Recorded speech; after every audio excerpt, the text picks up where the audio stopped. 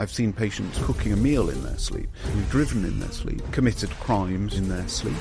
So what is the story of Kenneth Parks? He drove several miles to his in-law's house, bludgeoned his mother-in-law to death, and then tried to kill his father-in-law. But it was deemed he was sleepwalking, and he was actually acquitted. That's crazy. Dr. Guy Leschinzer is a leading neurologist and sleep physician at one of Europe's largest sleep clinics. And with over 25,000 studies of over 100,000 patients, his pioneering research in sleep medicine has provided the answers we need to improve our sleep. So many people are chronically sleep deprived. 30% will experience insomnia, and 80% of people in the UK don't know that they've got sleep apnea. This is the problem, but the majority can be helped. So let's get into that. Is there such a thing as healthy sleep? Somewhere between 7 and 8.5 hours a night. Now, what's difficult to explain is why your all-cause mortality goes up if you're sleeping more than 8.5 hours. Is there a link between sleep deprivation and weight gain increases? So even a single night of sleep deprivation can result in a dramatic increase in calorie intake, and that's because What hope would you offer insomniacs? there are very effective treatments for insomnia. For example, we know that helps about 80% of individuals. Are you a fan of sleep tablets? As a general rule, no, because there are many non-drug-based techniques. What are these techniques to improve our sleep? The gold standard treatment now is... Guy, why do we dream? That's a really important question.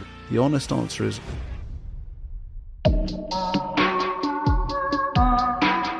Guy. Should I say Dr. Guy?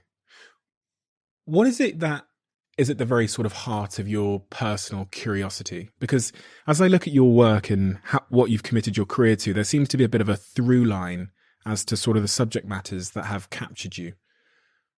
So I've always been fascinated why we are the way that we are. And obviously, from a scientific perspective, the core of that is our brain. And in the course of my clinical practice, I come across a whole host of individuals who really sit at the extremes of the human experience. You know, people who are sometimes afflicted by very serious neurological conditions, who experience the world in a very different way to how we do. So really at the core of what I do, particularly in the public-facing work that I do, it's looking at those people at the extremes of the human experience and trying to work out what it tells us about all of us, about how we all work. When you say the extremes of the human experience, what does that mean? So individuals who see the world in a very different way, experience the world in a very different way, understand the world in a very different way. So, you know, from when it comes to individuals who have very extreme sleep disorders, to individuals in whom their perception of reality is very different from our own, or to people who behave in a very different way.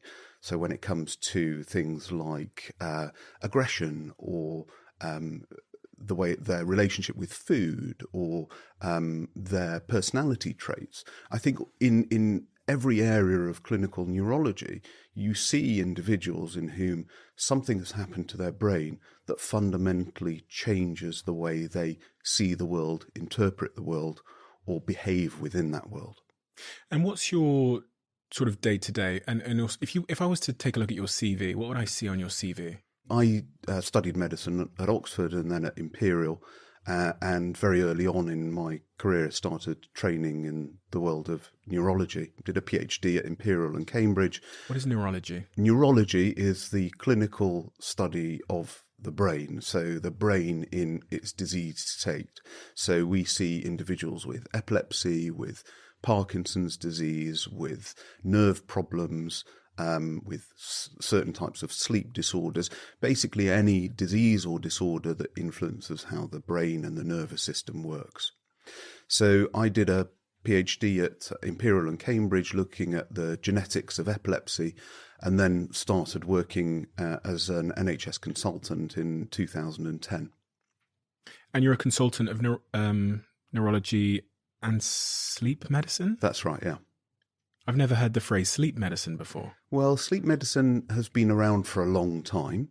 I was very lucky in that early on in my training period, I rotated through a hospital where one of my now colleagues had actually come from the United States. He'd been based in LA, where sleep medicine was really starting out. And he'd set up a sleep medicine unit, and that was at St Thomas's Hospital in London, opposite the Houses of Parliament. And certainly over the last 20 or 30 years, there's been a really exploding area of medicine, partly mirrored by the fact that we are much more aware of the impact of sleep on a range of biological and mental health issues. But actually, in the world of neurology, there are many sleep disorders that have their basis in the brain, conditions like narcolepsy, like people who sleepwalk or act out their dreams, people who have episodes at night that may or may not reflect certain types of epilepsy. So that's really the primary focus of my work now. Between 2013 and 2023, you ran Guy and St Thomas's Hospital Sleep Disorder Centre. That's right, yeah. What is that? So the Sleep Disorder Centre is probably one of the largest sleep disorder centres in Europe, actually. So we have 10 inpatient beds. So every night, 10 people are brought into the sleep laboratory and we study their sleep. It's got now about 15 consultants. It's got a staff of about 50 people. And we see a range of people with conditions like sleep apnea, which is where people stop breathing at night, and then some of the conditions that I've talked about, conditions like restless leg syndrome, extreme sleepwalking, narcolepsy, and other related issues. How many patients have you had in your sleep disorder centre that you've studied? Gosh, an awful lot. So we do about 2,500 sleep studies a year, and we've been going for a long time, sort of 15, 20 years. So every year we see about 10,000 patients in total. So very, very large numbers. If you had to estimate how many you've seen? I would imagine somewhere in the region of upward of 100,000 if we're talking about 10,000 patients a year. And how many sleep studies have you conducted in that centre? So we've been at the current site with 10 beds for about 10 years. Mm-hmm. And so we're probably talking about 25,000 studies. Why sleep? Of all the things that you could commit so much of your time to, because it appears you've been really thinking and working on the subject matter of sleep for about sort of 20 odd years, 2 decades roughly? Yeah, something like that, yeah. Why? Well, I think the first thing is that we spend a third of our lives doing it, and yet whatever people like me will tell you, we still understand relatively little about it. We understand relatively little about, what it's for, what it does to our biology. Obviously, that's changing very, very quickly now. It has a great deal of overlap with the world of clinical neurology. So I also do specialist clinics in epilepsy, and I do specialist clinics in general neurology. So. And sleep and the brain intersect at every single level. Of course, it's not me saying this, but a famous statement is sleep is of the brain, by the brain, and for the brain. It's intimately linked to every aspect of how our brain works.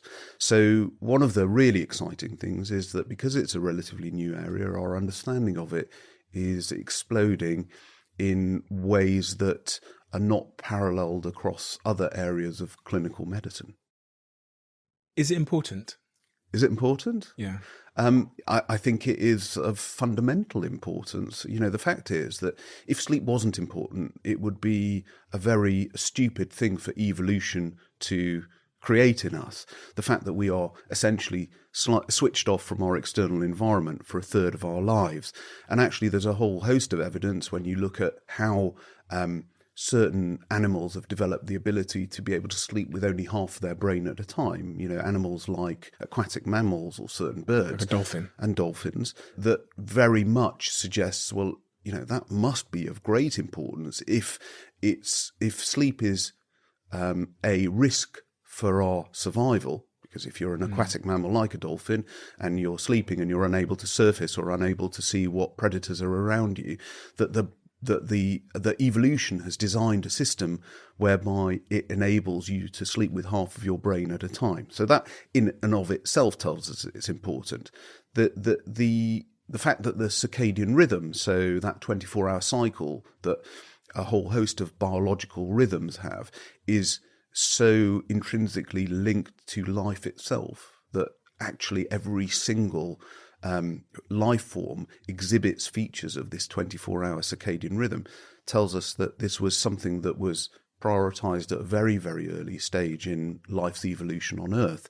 So yes, it's important, and over the last few years, we've understood precisely why it's important. I say precisely, but we know that it's important for pretty much every aspect of our waking lives, be it our immune system, be it our cardiovascular system, our blood pressure, risk of diabetes, mental health, so depression and anxiety, even how we perceive pain. So it really is fundamental to every system that we rely on during our waking lives. Having seen, thousands and thousands and thousands of people that struggle with sleep that have been sent to your centre, do you think the average person on the street over or underestimates the importance of sleep in their day-to-day life? Well, I think it's changing. I think it was not that long ago where comments like sleep is for wimps was heard fairly frequently, and that there were some bragging rights associated with how little you sleep. I think that there has been a transformation over the last sort of 15 or 20 years whereby people have become much more aware of how important sleep is and have started prioritising it a little bit. So you think, where do you think we stand then? Overestimate, underestimate? I think that there is still in the general population an underestimation of how important sleep is, but I think there are certain segments of the population that are much more aware of it and perhaps even, dare I say, overestimate it. Overestimate it? Yes, I think so. I think that there is a danger at the current time that we tend to obsessionalize about sleep and think that it is the be-all and end-all. Is, of course, part of normal life for our sleep to fluctuate depending on what's going on in our external and our internal lives. And I think the danger is that if you overemphasize the importance of getting 8 or 8.5 hours sleep every night, then you actually risk problems later down the line, exacerbating things like insomnia. Can you give me an overview of the current state of sleep in terms of the percentages, stats of people that are struggling with their sleep, the variety of ways that we struggle with our sleep, the different disorders associated with our sleep, and just like a breakdown of society at large's current sleep health? So we think that about 20% of the adult population are chronically sleep deprived, so that they are not sleeping enough, and that's largely as a result of lifestyle factors and lack of prioritization of sleep. We know that about 30% of the adult population in any one year will experience a period of insomnia. So insomnia is different from chronic sleep deprivation. Insomnia is the state whereby you want to sleep, where you're lying in bed and you can't sleep, which is very different from burning the candle at both ends. And about 10% of the adult population will have chronic insomnia, so that's an ongoing issue with not being able to sleep for more than 3 months at a time. So very, very high numbers. There are some other sleep disorders that are incredibly common. So a condition called obstructive sleep apnea, which is essentially part of the spectrum of snoring. But in obstructive sleep apnea, your airway narrows, you have difficulty breathing, it partially obstructs, and you have recurrent brief awakenings, sometimes that you're not aware of, that disrupt your sleep. And estimates vary wildly depending on where in the world that they've been done. But I think, our best guess is something like 10 to 12% of adult males experience sleep apnea, clinically significant sleep apnea, and somewhere in the region of about 6% of women experience clinically significant sleep apnea. So we're talking about very, very large numbers. And the majority of individuals with sleep apnea are undiagnosed. So it's estimated that about 80% of people in the UK with sleep apnea don't know that they've got sleep apnea and have never seen anybody about sleep apnea. There are other conditions like restless leg syndrome, which is a neurological disorder whereby people experience an urge to move, a fidgetiness in usually their legs, although it can affect other body parts as well, that can give rise to very huge difficulties getting off to sleep and actually staying asleep, because a lot of these individuals kick at night when they are asleep and kick themselves awake. And that probably affects somewhere in the region of about 5% of the adult population. Even sleepwalking 1 to 2% of the population. So lots and lots of these conditions, very, very common. How many of the people that walk in your sleep centre do you think could be helped, and could you help? Well, I think the majority can be helped. A cure is something different, but the majority can be helped in some shape or form. And if we talk about getting someone that has walked in your clinic with some kind of sleep disorder to a state where they are a healthy sleeper, what kind of percentage do you think? Well, I think it's important to precede what I say by the fact that actually we don't see many people with insomnia. We tend to divert people with what we term primary insomnia or insomnia without any underlying causes to a sister service. If you look at insomnia, chronic insomnia as a whole, we know that there are some very good treatments for chronic insomnia. And actually, most of those treatments are focused on non-drug-based treatments, psychological-based treatments. And we know that those kinds of treatments will significantly improve sleep in up to about 80% of individuals. So that's a very large number, actually. And there are other treatments available. It doesn't just rely on these non-drug-based treatments. There are some conditions like, for example, narcolepsy. What's narcolepsy? So narcolepsy is a brain disorder that is triggered by your immune system. Is that where you fall asleep during the day? When you fall asleep very, very quickly during the day, you're excessively sleepy, you have very vivid dreams, you will often hallucinate as you drift off to sleep or as you wake up. You'll experience something called sleep paralysis, where you wake up and you feel that you are completely paralyzed, you cannot move. And a lot of these individuals also experience a condition called cataplexy, which is where, usually with strong emotion, like laughter, sometimes it can be the telling of a joke, and they lose muscle strength and will sometimes collapse to the ground.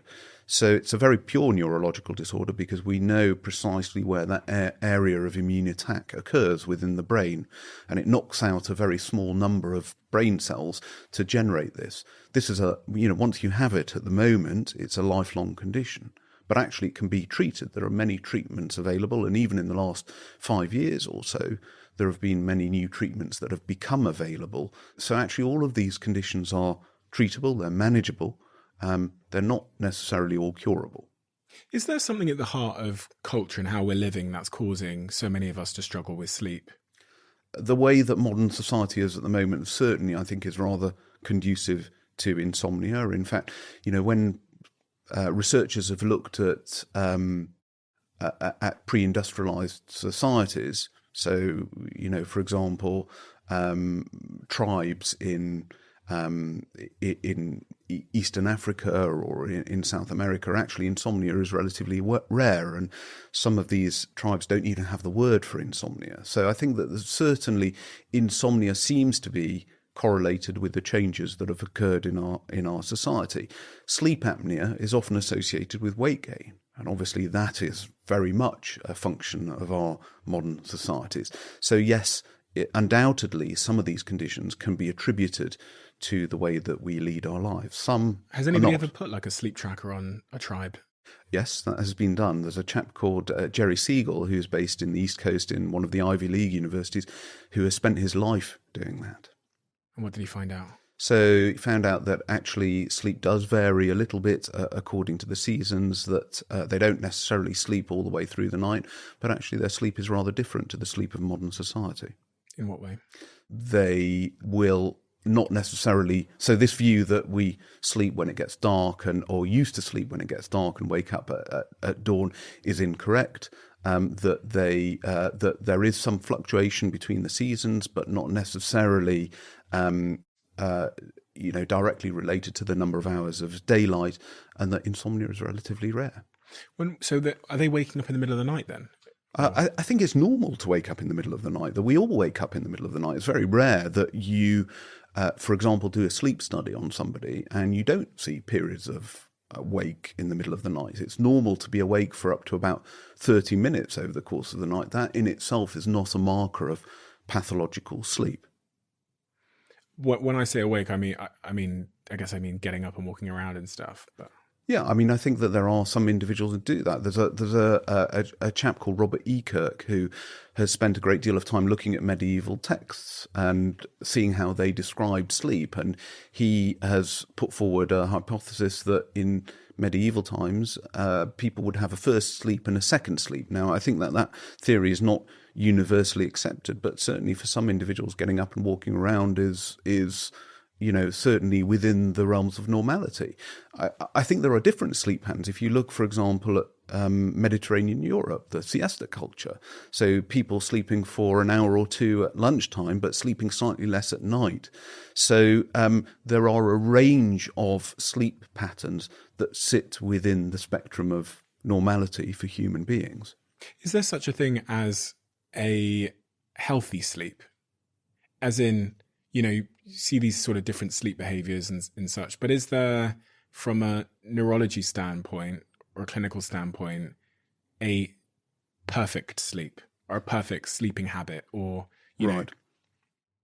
So I think the first thing to say is that sleep is different for everyone. We know that there are genetic factors that influence, for example, your timing of sleep, your circadian rhythm, whether or not you're a morning lark or an evening owl. There are also genetic influences over how much sleep we need. So, for example, there are one or two families that I've seen in my clinical career in whom every single member of that family sleeps for 4 hours a night and has no ill effects and does not seem to have any long-term consequences from that. They don't feel tired. There's no evidence that they're doing their physical health any harm, and there have been some genes that have been identified that define that trait. Now, it's a rare trait, and I wouldn't suggest that most people who are sleeping 4 hours a night think, I must be genetically blessed, because the reality is probably somewhat different. So I think that in answer to your specific question, is there a perfect night's sleep? No, there isn't, because it depends on the nature of who you are and what your genetic inheritance is. But certainly we can say on a population basis, well, sleeping somewhere between 7 and 8.5 hours a night, if you look, and I stress on a population basis, we see ill effects in terms of sleeping less than 7 hours or sleeping more than 8.5 hours. If you look at, for example, all-cause mortality, or if you look at cardiovascular disease. Now, there are various potential explanations for that. Certainly, if you're sleeping relatively little, we can see that there are changes in terms of how your physiological system works that might give rise to things like blood pressure issues, weight gain, cardiovascular disease, stroke, those kinds of things. What's a little bit more difficult to explain is why your mortality and other ill health goes up if you're sleeping more than about 8.5 hours. And I think that is probably a much more complicated picture, in that we know that there are certain drugs that people will be on, and when you're on drugs, that's a marker that your health is not necessarily 100% already, that will make you a bit more drowsy than you normally are and will extend your sleep time. It may be that you have a sleep disorder, which is causing you to sleep more. But there's another interesting potential explanation, in that we know that, for example, in certain diseases of the brain, there are changes to your sleep many years before, sometimes even decades before. A really good example of that is Parkinson's disease. So we know that in people with Parkinson's disease, many individuals will start acting out their dreams at night, sometimes even 3 decades before they then go on to develop Parkinson's disease. So is it that our sleep intrinsically changes as a precursor to certain conditions like Alzheimer's disease? And there is some emerging evidence now that actually a change in your sleeping patterns, either in terms of how deeply you sleep, how long you sleep, whether or not you nap during the day, that may be what we term a prodromal feature of Alzheimer's disease. Do you see anything interesting happen when someone has a baby in terms of their... I was wondering this the other day, because I have a friend who's had a couple of kids, and I was looking at their sleep tracker, and it seems like they have this inherent ability to survive now that they've had kids on no sleep. I was wondering if there's some sort of evolutionary mechanism that makes parents, I don't know, require less sleep. Yeah, I'm not sure I can specifically answer that. I've certainly seen a lot of people whose sleep has gone to pot after they've had kids, and a lot of people say that their sleep has never returned to normal after they've survived having a couple of kids. But, what you have to remember is that the brain is a remarkable organ in that it has all of these adaptive mechanisms that enable us to cope with changes in our circumstances, changes in our environment.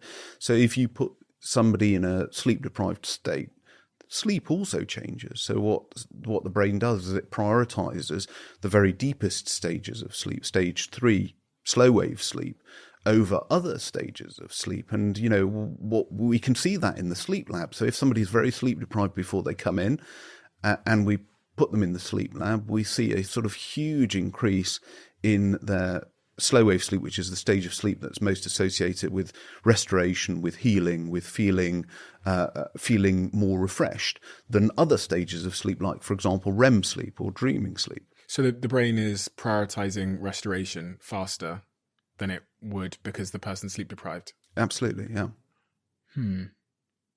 So what is as you were saying there, you've seen families that just require 4 hours sleep and they're apparently great.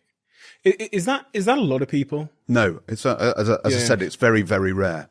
Very rare. Because I've looked at people's sleep trackers before and I've been astonished by how little sleep they seem to require, but how active and great they seem to feel.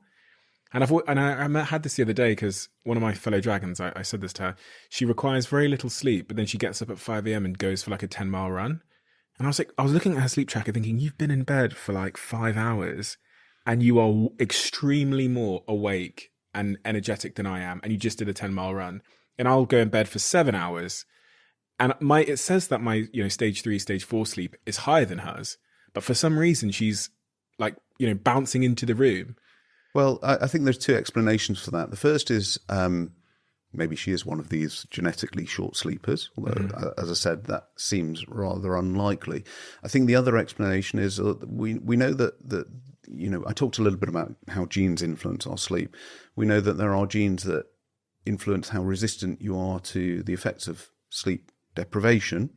And what I mean by that is that there seem to be some individuals who don't feel or who feel less sleepy than other people when they are sleep deprived. But that may be separate from the cognitive effects of sleep deprivation. So she might just not feel it. She might not just feel it, but she may exhibit those cognitive effects of sleep deprivation in the same way as you or I, for example. She's 10 years older than me as well. Does that have... Well, I think that certainly we do see some reduction in sleep requirement as we get older. We're also a little bit less good about maintaining sleep as we get older, and that's because the brain mechanisms that stabilize sleep are becoming a little bit weaker. So this view that we need much less sleep as we get older is probably incorrect, although there is a slight reduction in sleep requirement. You mentioned earlier that when people don't get enough sleep, the chance of obesity and weight gain increases. Mm-hmm. How does that happen? What's the mechanism? So there are probably many mechanisms, but one of the ones that is best understood is that we know that when you're sleep deprived, or indeed when your sleep is disrupted by anything else, like, for example, sleep apnea, there are changes that occur in terms of hormone levels of hormones that regulate our appetite and our satiety. And so even a single night of sleep deprivation can result in a dramatic increase in your calorie intake overnight. There have been some studies done, for example, in nurses. So there was a study done that followed up nurses for 18 years, and they looked at their weight and how much they slept on a regular basis. And what they found is that those nurses that were sleeping less than about 6 hours a night on a regular basis, first of all, started off at the beginning of that 18-year period at a slightly higher weight. But over the course of those 18 years, they put on much more weight than other groups. So there is a very clear correlation between sleep duration, sleep quality, and weight gain. We see that, for example, in individuals who we treat with sleep apnea. So one of the treatment for sleep apnea is a mask-like device that you wear that stops your airway from closing down at night. And for some very overweight individuals, actually, when you treat their sleep apnea, they do manage to successfully lose weight, where in the past they found it absolutely impossible to do so. Okay, so if I'm underslept, I'm more likely to eat more calories the next day. Yes. Am I also more likely to reach for foods that are like high in sugar and bad for me? Certainly some studies do suggest that. I think it's also important to say that sleep disruption or sleep deprivation has some fundamental effects, for example, on your glucose tolerance, so your insulin resistance, which of course is a particular issue for people with diabetes, but it affects us all. So if you're very sleep deprived, there are changes to the way that not only your appetite or what you're reaching for, but also how your body processes the breakdown of those foodstuffs. Interesting. Because anecdotally, I think I can clearly say that if I'm underslept, I'm much more likely to eat something that is high in sugar or well, I think we can all testify to that, can't we? You know, I think everybody has known that situation where they're very sleep deprived and they think, oh well, I just need a bit of chocolate, or you know. What's going on in the brain though? Why is that? Is it something to do with the amygdala and the prefrontal cortex, the emotional center of our brain? And I don't think we know. I think it's probably to do with the reward mechanisms that underlie our behaviours. That there is something about sleep deprivation that alters the rewards that we're seeking. But I don't think I can give you a clear answer on that. You also talked about circadian rhythms.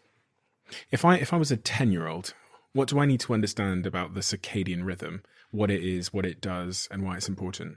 So within pretty much every cell of our bodies, there is this 24-hour clock. And in fact, if you take a single cell and stick it in a Petri dish, about 40% of the genes within that cell will exhibit this sort of 24-hour cycle. And that 24-hour cycle really controls pretty much every biological system within our bodies, be it how our liver works, how our heart works, how our lungs work. There is one particular area of the brain called the suprachiasmatic nucleus that is viewed as the master clock. It's the clock that coordinates all the other clocks within our bodies. And that influences not only all of these other clocks that are occurring within the cells throughout our bodies, but influences our behavior as well. So it influences, generally speaking, when we feel tired and when we want to go to bed and when we wake up, and also influences things like, you know, when we feel most mentally alert, when we want to eat, when we want to drink, when we feel most able to cope with work, for example. Now, that circadian rhythm, that circadian clock, for most people, confers the sleep onset of somewhere between 10 p.m. and midnight, if you're an adult, and waking up somewhere between 6 and 8 a.m. Now, the timing of that body clock is governed by two things. It's governed by our genetics, so whether or not we are genetically predetermined to be slightly later in terms of our body clock or slightly earlier. And we see that in families where lots of people with, for example, will say, well, you know, I've always gone to bed late and woken up late, but so has my father, so has my grandfather, etc., etc.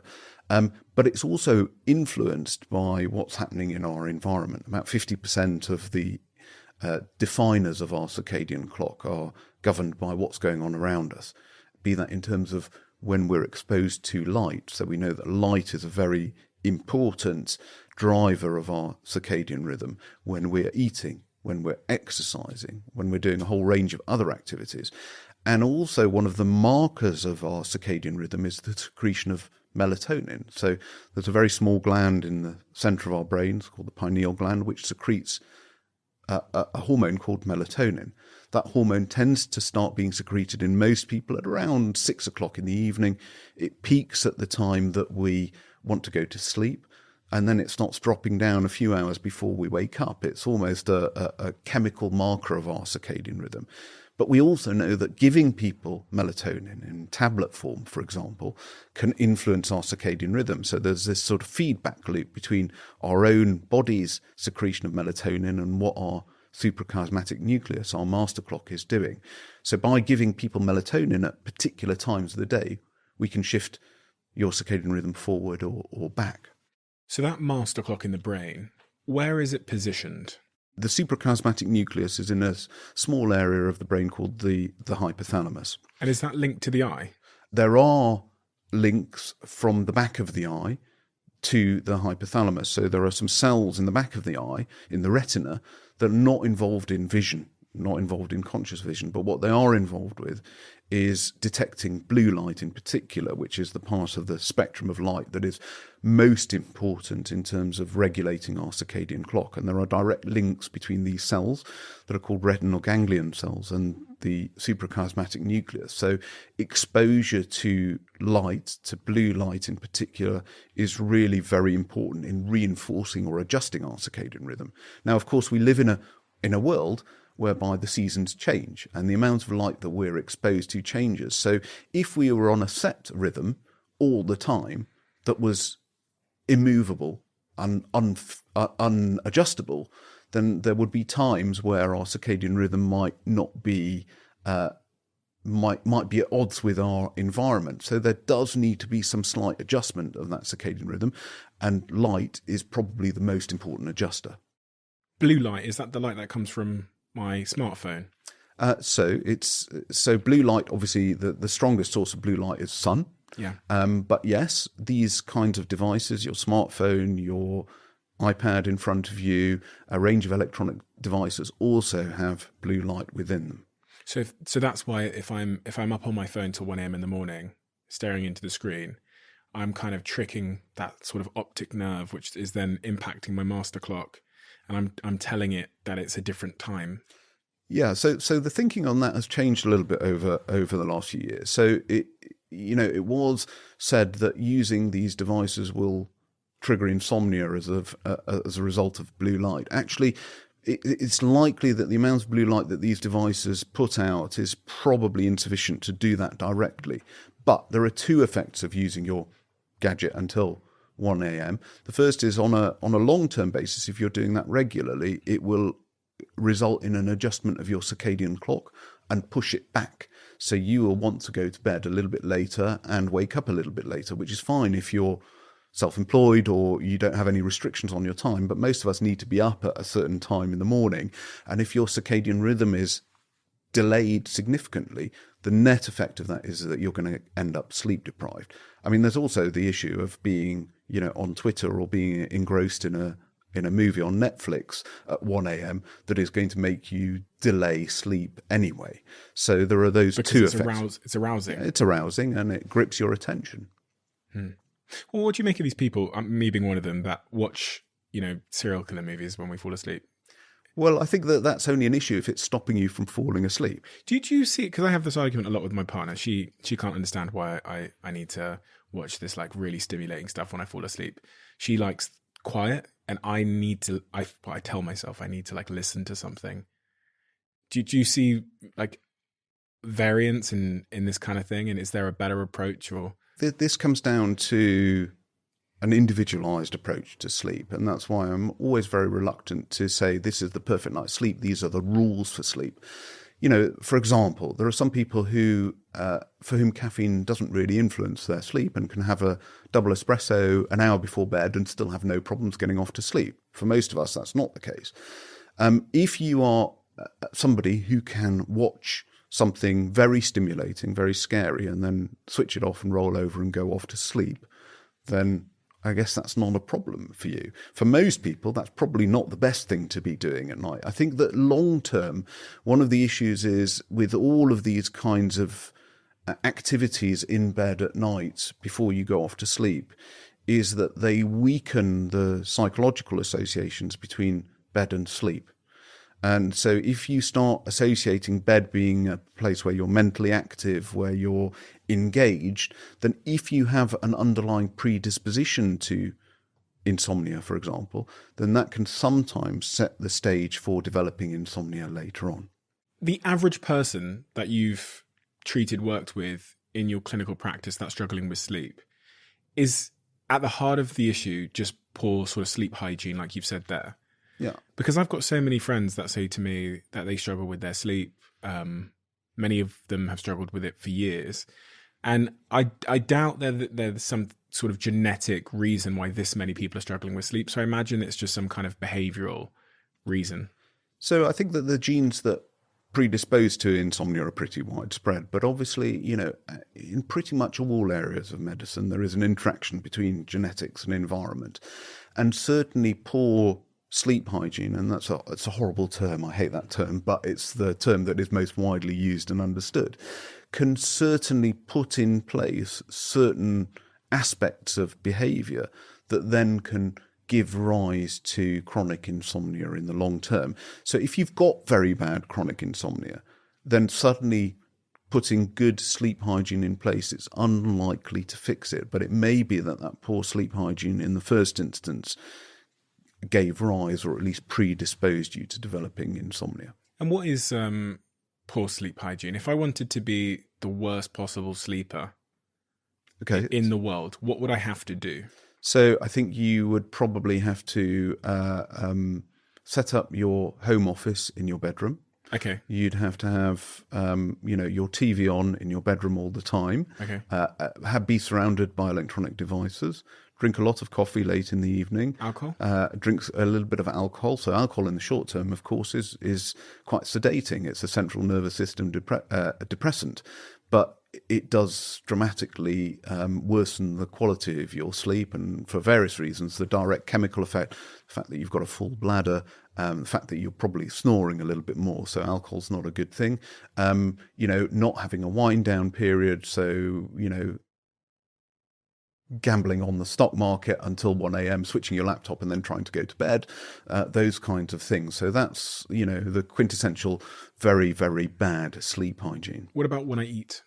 So, eating is perhaps less important, but avoiding a very large carbohydrate-rich meal before you go to bed for two reasons. One is that we know that it can cause some fluctuations in terms of your blood sugar, and also if you've got a bit of reflux, it can make that much worse.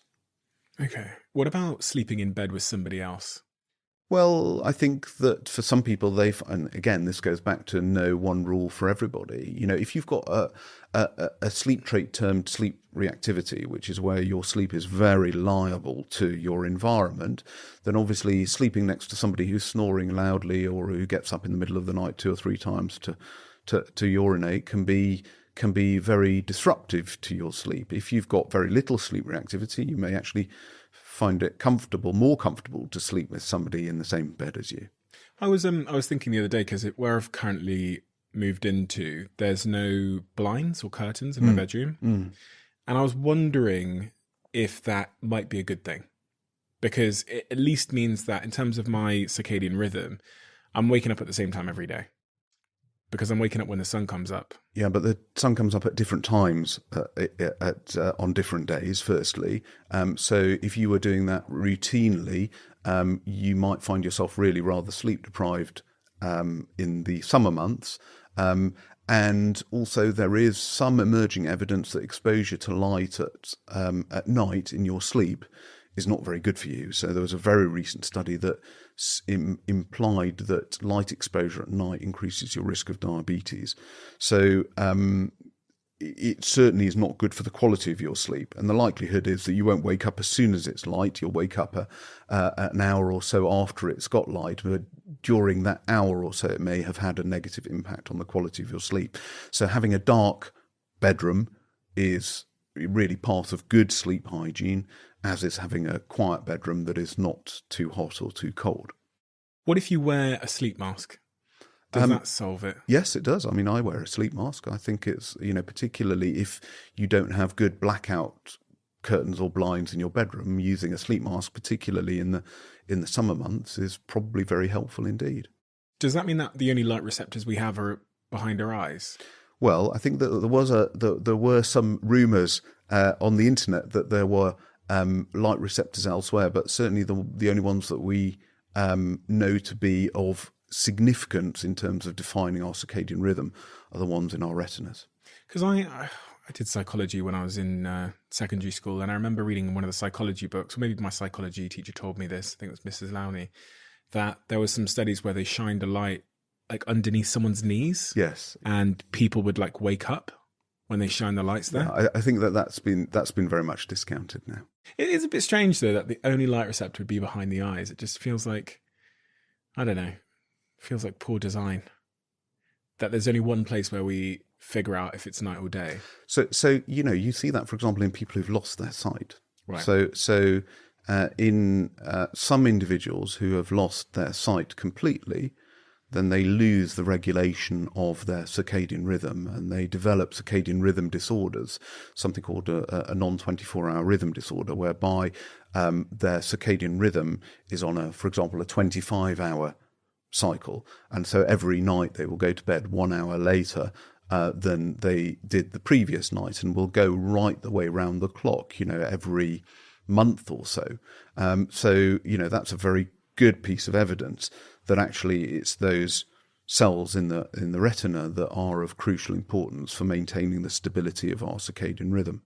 I wrote that down. I wrote down in one recent study, 40% of totally blind individuals had a non-24-hour circadian rhythm, which really kind of, for me, also highlights just how important it is to think about my circadian rhythm and how much impact it's having on my whole body. The other part you mentioned was the biological element to our circadian rhythms, which people refer to as chronotypes. Yes. And this idea of chronotypes, which is essentially, from my understanding, that genetically we all have a slight sort of disposition to sleep in at certain times, yes, and to wake up at certain times. Yeah. So there's these names, right? There's like the owl, the lark, or whatever else. I think I'm an owl, but that also could just be bad habits. Yeah. So certainly there's that sort of genetic predisposition. There's also these environmental factors, but there's also age, in that our circadian rhythm changes a little bit as we go through different stages of life. So, it's not at all uncommon for teenagers to become more evening chronotypes, and then as we get older, we tend to shift back to the morning. So that's part and parcel of our aging biology as well. So I think that genetics is really important, but so are other factors as well. Studies in twins suggest that up to 50% of our chronotype is under genetic control. Mm-hmm. So does that suggest that we are likely to have a similar chronotype to our family? We are likely to, but obviously our environment is not going to be exactly the same as our parents. What we do, our behaviours are not going to be identical to our parents or our siblings. So yes, we more frequently see that, for example, people have a evening chronotype that runs in families. But that doesn't mean that, look, we're more than just the destiny of the genes that we hold. Mm-hmm. Obviously, our genes are really important, but so are other factors as well. If someone came to you and they said, I'm struggling with my sleep, multiple nights in a row, I haven't been able to sleep, I'm getting in bed and nothing's happening, and then I'm waking up and I'm just sat there thinking about, sleeping, and I feel horrific. Where would you start? So I would start, I think, by trying to understand what it is that is causing their sleep issues, because a lot of the individuals that I see who have been referred in with that sort of picture assume that they've got insomnia, and they may not always have insomnia. So I think a key issue is that we are really, really poor witnesses to our own sleep. And what I mean by that is that we often, our experience of sleep is very different to the reality of sleep. When we bring in people into the sleep laboratory, it's not at all unusual. And I will almost always ask this question when I'm going through a sleep study with one of my patients, is how much sleep do you think you got over the course of that night? And it's not at all unusual for people to say to me, well, I think I got 2 or 3 hours sleep. Occasionally even they say, well, I didn't sleep at all. And then you look at their brain waves, you look at the best objective marker that you've got of their sleep, and you see that they've slept 7.5, 8 hours. So obviously what people are experiencing is really important, because ultimately, from my perspective, I want to improve people's experience of their sleep and what it is that they're complaining of. But it's important to understand that what they're telling you may not necessarily be the objective truth. Now, that's really important when it comes to insomnia, because it's not unusual for me to see individuals who, they give you a story of very clear insomnia, but actually when you look at their sleep objectively, you find that although they say they haven't slept at all, they've slept 7 hours, but that 7 hours has been completely disrupted by conditions like periodic limb movement disorder, which is these leg kicks associated with restless leg syndrome, or sleep apnea, for example. Now, sometimes it's very evident from what people tell you that actually that's not the case, that they've just got very clear insomnia. So that's really the starting point to try and decide whether or not you feel confident enough in your clinical evaluation of them that you know what the issue is without doing a sleep study. And if you think that they do need a sleep study, then that's the point at which we arrange for that. It's also trying to understand some of the factors that might be driving their sleep difficulties. So, for example, were their sleep difficulties triggered by a life event? Did they have sleep reactivity before this insomnia started? So were they one of those individuals who could sleep anywhere at any time, whatever they wanted, whenever they wanted to put their head down? Or were they kind of individual who the night before an exam, before a job interview, before a presentation would lose sleep? Because that often is a very strong marker for developing insomnia later on in life. And then it's also about trying to understand how the rest of their health is impacted by their sleep, but also how the rest of their health impacts on sleep. So it's not at all unusual for me to see individuals who have been started on medications for other reasons that have generated sleep issues, for example. You talked about this sort of obsession with sleep. And I was wondering, in the case of the patient you've just described, would you encourage them to wear a sleep tracker? So first of all, I have to say that I'm not ideologically opposed to sleep trackers in general. I think that they are really, really good, for example, in research. Fantastic for research. It allows us to track sleep in very, very large numbers of individuals and try and work out how that correlates with whatever we're interested in. One of the major issues with sleep trackers is that the people who often use sleep trackers are individuals who already are concerned about their sleep. So if you know that you're sleeping relatively little and you wake up feeling tired, then you probably know you're not sleeping enough. You don't necessarily need a sleep tracker to tell you that. If you're one of these individuals who has insomnia, who is spending plenty of time in bed but simply cannot get the amount of sleep that they need, then what a sleep tracker will do is it will increase your concern, your anxiety around your sleep. It's a very different picture from, for example, using a step tracker. If you're sitting on the sofa and you look at your step tracker and you realize you've only done whatever it is, 5,000 steps, it's very easy to get up and go for a walk and do another 5,000 steps. If your sleep tracker is telling you slept really badly, and you know you slept really badly, and you're already worried about how badly you sleep, there's nothing that you can do on the basis of the information that your sleep tracker is giving you to suddenly go and get a little bit more sleep. And it's complicated by the fact that, sleep trackers are pretty good at telling you how much time you spent in bed.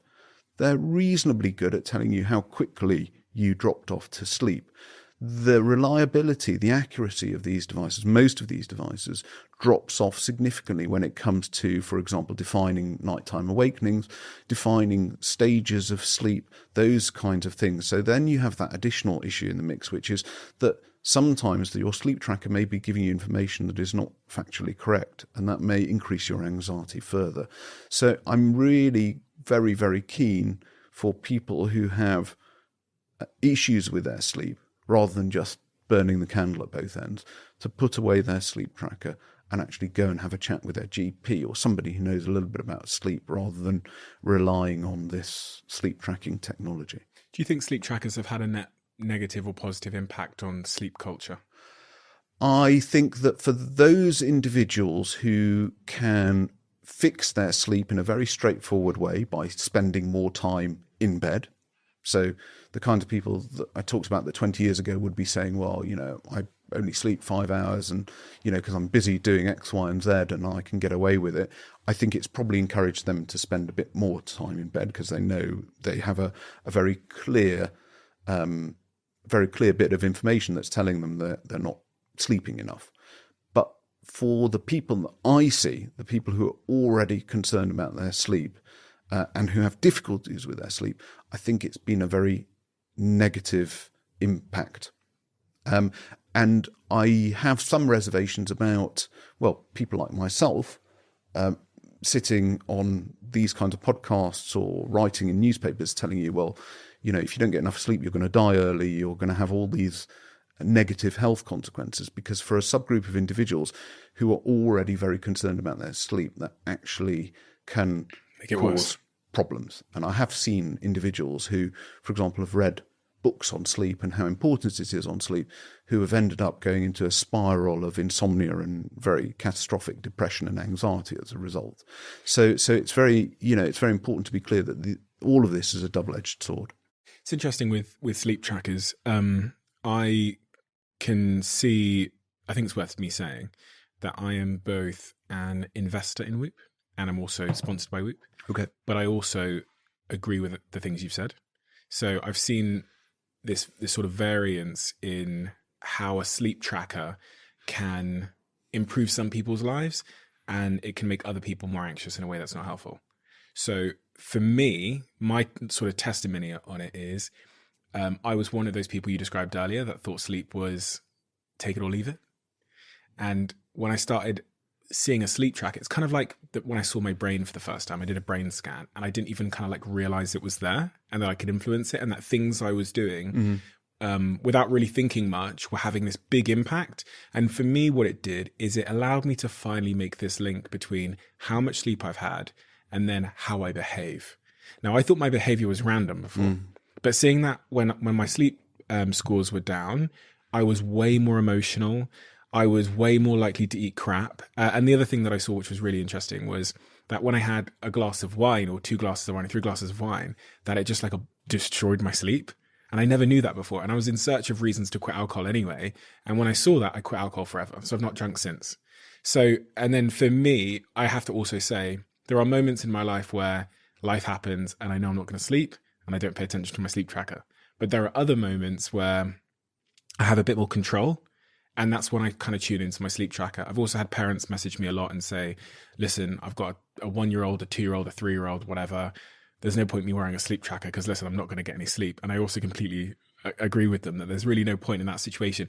I think there's a point when there's something you can do about it. Yeah, and that's kind of what you're saying. That's absolutely key. Yeah. So the point of doing anything like that is if there are very clear things that you can do on your own to close that loop. There's no point having information without being able to act upon it. Yeah. And I guess if you are one of those individuals like yourself who very clearly can correlate certain things that they're doing in their daytime lives with their sleep and how they feel subsequently, then great. Mm-hmm. I guess I have a little bit of bias in that the people that I see are already struggling with their sleep already. Yeah. And so it goes back, I guess we're completely in agreement. Yeah, we are, yeah.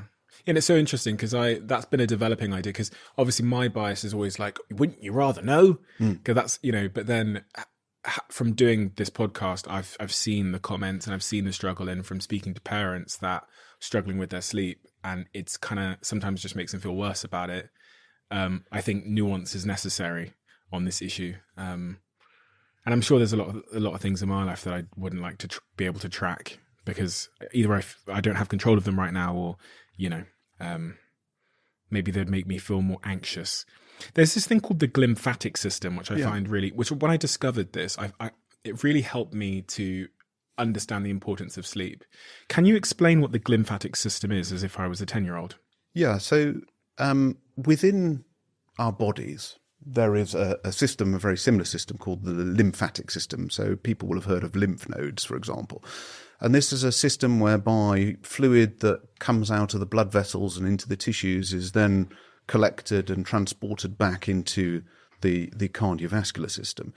And we used to think that there was no equivalent system in the brain. But actually, over the last 20 years, we've understood that whilst there are no sort of lymph nodes or things like that, there are these very small channels between the cells that are responsible for draining fluid from the brain.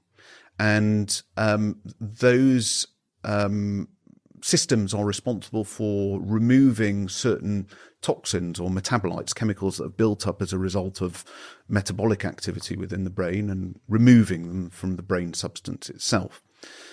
Now, it's like a car wash.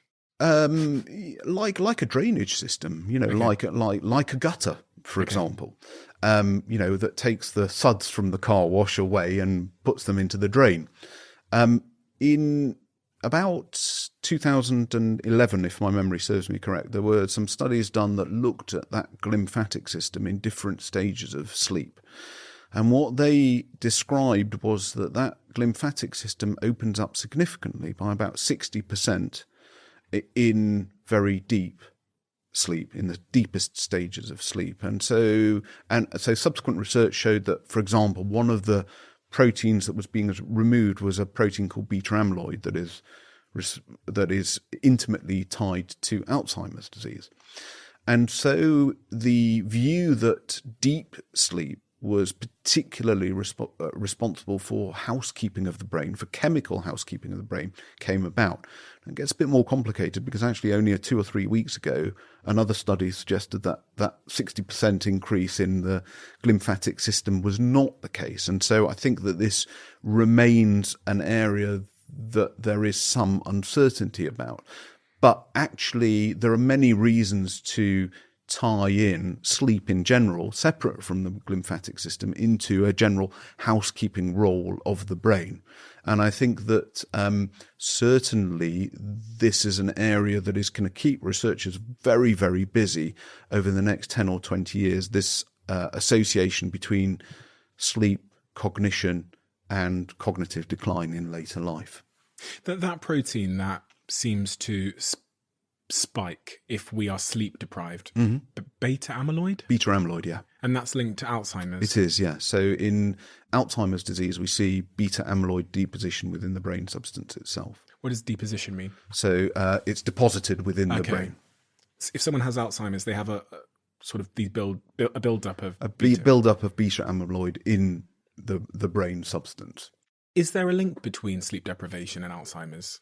Do we see high numbers? So there is some evidence to suggest that both chronic sleep deprivation and insomnia are associated with cognitive decline and conditions like dementia.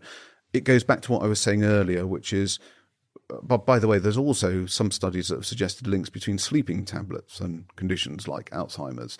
So it goes back to this issue of whether or not it's the insomnia or the sleep deprivation that causes Alzheimer's.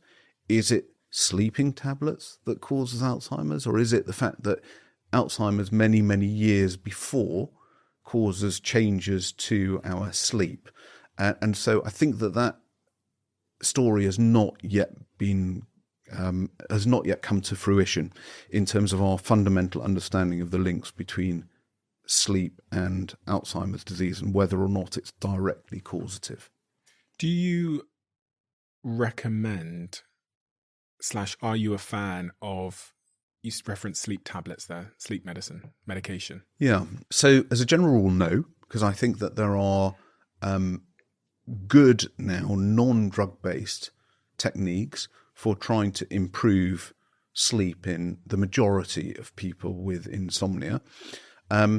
There is some evidence that, for example, if people don't respond to these non-drug-based methods, giving them sleeping tablets alongside these non-drug-based methods makes it more likely for the psychological route to help.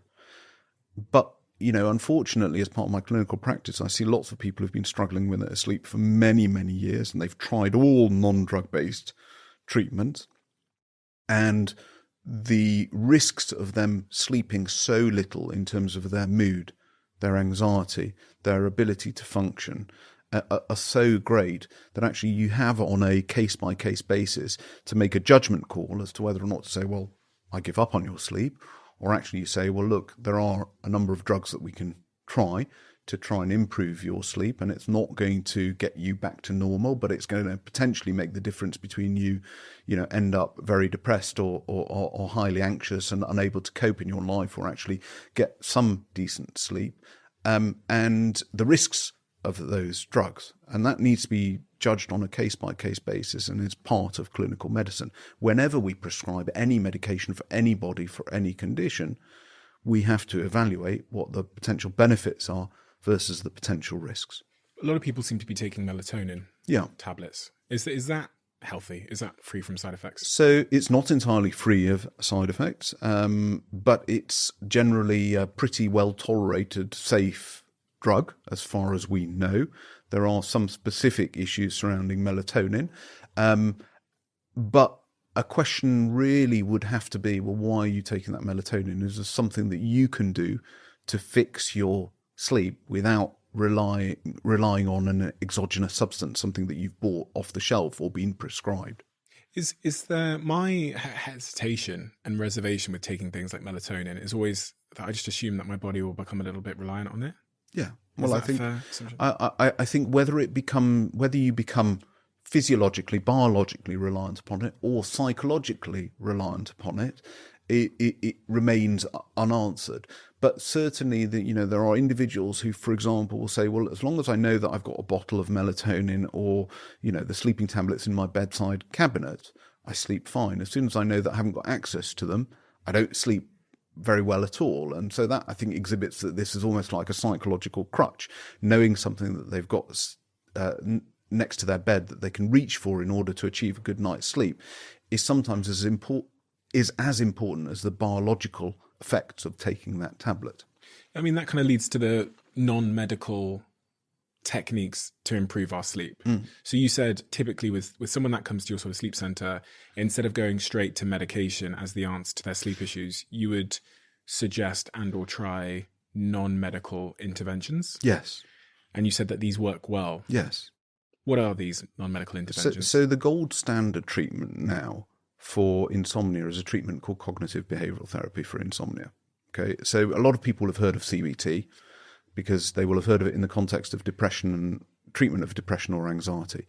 Now, CBT for insomnia is not actually directly related to the CBT that's used for depression and anxiety. It borrows from the principles of CBT and applies them to sleep. And it serves two purposes.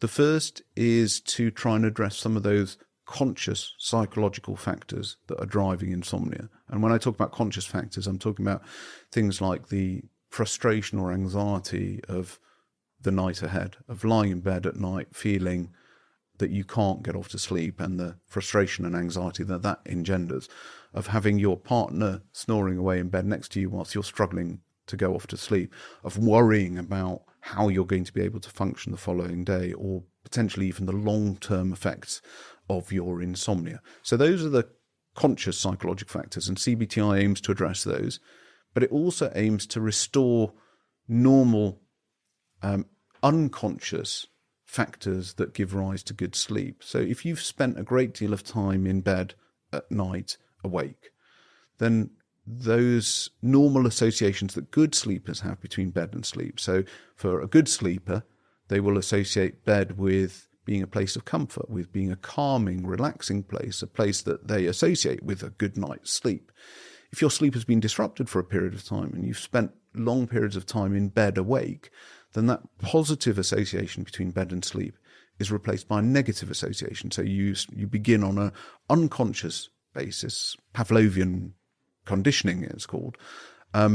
You associate that bed environment with being awake, with being wired. And that's often what gives rise to this sensation of having lost the switch to be able to get off to sleep. In fact, some people with insomnia will say, well, look, if I'm sitting in front of the television and I'm sitting on the sofa and I'm not thinking about sleep at all, I'm not thinking about bed, I will often find that I've dozed off. And then I'll go upstairs, get into bed, and as soon as my head hits the pillow, ping, I'm wide awake and I suddenly feel wired. So that's very illustrative of that sort of unconscious association between bed and being awake rather than being asleep. And so CBTI aims to address that as well. How does it do that? So it uses a variety of different techniques. So it uses some standard sort of relaxation techniques to try and reduce the level of vigilance, of physiological, of mental arousal that you have when you get off to bed. But also it aims to utilize a variety of techniques to reprogram your brain to associate bed with sleep. So one of the ways in which you can do that is you can actually utilize your brain's own mechanisms that drive you to go off to sleep. So that's something called the homeostatic mechanism, which we'll all be very familiar with, but not in those terms. So the more you've been awake, the stronger the chemical drive for your brain to go off to sleep. So one of the features of CBTI is to compress your sleep or to restrict your sleep for a period of time. Essentially what that means is, well, if you are somebody with insomnia and you estimate, for example, that you're only sleeping a total of 6 hours a night in bed, but you're spending 8 hours a night in bed, then you, for a period of time, you say, well, look, I want you to get into bed at midnight, and whatever happens, I want you to get out of bed at 6 a.m. So to restrict the time in bed to 6 hours. So the first few nights, most people with insomnia will sleep really badly because they know that their alarm is going off at 6 and they know they have to get out of bed at 6. But after a little while, they become so sleep deprived that the brain starts forcing you to go off to sleep much more quickly. And over time, more and more of that 6 hours a night will be spent asleep in bed. And that's the first step in breaking that negative association between bed and wake and rebuilding a positive association between bed and sleep. I mean, at its extreme, there is a technique that was developed in Australia, which is called intensive sleep retraining. And in that technique, people who've got very bad insomnia are brought into a sleep laboratory, having been awake for the night before they come in. So they come in the evening, having been awake for now probably 36 hours. Every half an hour, they're given the opportunity to drop off to sleep. They have some wires on their heads, their brain waves are being tracked, but as soon as they've been asleep for 3 minutes, based on their brain waves, they're woken up again. And that happens every half hour for 25 hours. So over the course of that 25-hour period, they have 50 opportunities to nap. Now, for most people with insomnia, having been awake the previous 36 hours, they will still not be able to get off to sleep for the first few naps. But as they get more and more sleep deprived, every time they're given the opportunity to drop off to sleep, they will start falling asleep more quickly. And at the end of that 50 naps, they will be dropping off to sleep very quickly as soon as the lights go off. And actually, the evidence suggests that that's a very good short-term treatment for chronic insomnia. And in some individuals, it works extremely well in reassociating your head hitting the pillow with drifting off to sleep. I wouldn't suggest it for most people because it's basically a form of torture, but I think it illustrates the power of trying to get people into a more sleep-deprived state if they've got insomnia. It's interesting because much of what you've said makes me think that we all have our own sleep identity. And when I say sleep identity, I mean a story we tell ourselves about our relationship with sleep. And it makes me think that our sleep identity is much more powerful than I think we think. Because if you speak to anybody in this room, upstairs, wherever, and you say, what do you like at sleeping? They will deliver their sleep identity. They'll say, I'm a bad sleeper. And I wonder how much of that is self-fulfilling. Because I think I've always told myself that I'm a good sleeper, and therefore I find sleep easy. And I've got friends who will say, oh, I'm a really bad sleeper. And I'm wondering how much that's impacting their ability to sleep, and or if they even know objectively if they are actually a good or bad sleeper. It's just this identity we've embodied. Do you see that a lot? Do you see that how someone's sleep identity kind of determines how they actually sleep? I think all of that is true, undoubtedly. And I think this comes back to the earlier bit of our conversation about sleep trackers, because obviously sleep trackers reinforce that sleep identity, whether they are 100% accurate or not. And so, yes, that sort of sleep identity would undoubtedly influence both those conscious and unconscious factors that give rise to sleep. You know, if you're a good sleeper and you've always been a good sleeper, you don't worry about any of these things. You probably don't even worry about any aspects of sleep hygiene. You'll quite happily, like you, watch a horror movie in bed before you drift off to sleep. But for those individuals who are not, yes, absolutely, that the way that you view sleep and your relationship with sleep is of fundamental importance. It is, again, coming back to genes, we know that there are undoubtedly genetic factors that influence whether or not you're likely to develop insomnia. So again, as with all aspects of sleep, it's that combination of genetics, environment. And when I talk about environment, I'm also talking about your own psychological internal environment. The other thing I was thinking, we talked about sleep apnea earlier on, but it seems that a lot of people believe they have a deviated septum. Is it called deviated septum? Septum, yeah. Septum. Yeah. septum. I've heard some people say that that's the reason that they can't sleep, and they've gone off to get surgery to kind of correct the deviated septum. Mm. What's your thoughts on that? Is that true? Because I wonder, I'm like, we can't all be being born broken with these deviated septums or whatever. I think it's normal for us to have some asymmetry in our noses. And a lot of people have a deviated septum as a result of having broken their nose, for example. I'm a little bit suspicious about, operations for that kind of thing, unless there are very clear abnormalities that might be responsible for sleeping poorly. So one of the major issues, for example, in sleep apnea is sleep apnea, the obstruction is in the throat, it's not in the nose. Mm-hmm. And so issues with nasal congestion or difficulty breathing through the nose do not directly cause obstructive sleep apnea. What they can do in some individuals is they can encourage people to breathe through their mouth and breathe with their mouths open, which alters the position of the jaw and can create a bit more narrowing in the back of the throat. So for some individuals who have very prominent nasal congestion at night and who have evidence of sleep apnea, sorting out their nasal congestion and correcting a deviated septum may be one way of doing that. There is undoubtedly a rationale for sorting that out. I think that there are probably quite a few individuals who are having unnecessary operations. Makes sense. So we've got the cognitive behavioral therapy for insomnia as one cure. We've got that extreme torture therapy that they did in Australia. Yeah. We've got melatonin, magnesium. People have mentioned magnesium. Yeah, so anecdotally, magnesium can help some individuals. And, anecdotally also magnesium is a very good treatment, as testified to by some of my patients, for conditions like restless leg syndrome. What's that? Restless leg syndrome is this sort of neurological disorder whereby people, and it's often associated with things like pregnancy or low iron levels, but it's under genetic control as well. People experience a number of different things. So the first thing is that they get an urge to move at night, and it's typically at night rather than during the day, often associated with unpleasant sensations. That if they try and keep still, that sensation builds and builds and builds until they have to move. That if they do move, they get some transient relief, and it's often associated with kicking at night in your sleep.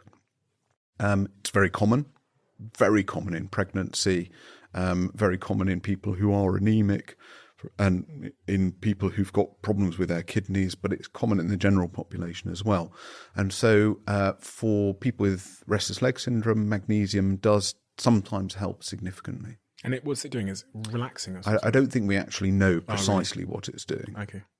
When you look at an underslept brain, so if I was sleep deprived, what would the difference in my regular sleep activity be? What would you see? Would you see my brain as like not active? Would you see part of it not active? So we would see on a gross level, on a sort of macro level, we would see that your brain is prioritizing very deep sleep over other stages of sleep at night. During the day, if you're chronically sleep deprived, using the techniques that we use in clinical practice, you would see very little. There is some increasing evidence that actually what is happening within our brains is that we are constantly showing little areas of our cerebral cortex, the outer lining of our brain, the bit of the brain that's responsible for our cognitive abilities, for example, that dip in and out of electrical silence, what has been termed local sleep. So that there are little islands of local sleep that are constantly occurring over our cerebral cortex whilst we're awake. And as we get more and more sleep deprived, and depending on how much we've used that particular bit of our brain, those islands tend to get slightly longer, that the periods of silence get longer, and those islands become more widespread. So we're constantly, even if you and I are talking, there are little areas of our brain that are constantly dipping in and out of sleep. But if we're very sleep deprived, actually that electrical silence of our cerebral cortex gets more extensive and more widespread, which is probably why, or at least one of the reasons why, we decline from a cognitive perspective when we are very sleep deprived. Interesting. So different little parts of my brain are doing little micro sleeps if I'm sleep deprived. Yes. And that, from a behavioral standpoint, will show up in my day-to-day life as worse cognitive performance, maybe less focus. Are there, because I've always wondered why on an unslept day I feel like I'm more emotional. You know, people say, they attest to the fact that if someone's a little bit cranky, they think, oh, they probably have not slept last night.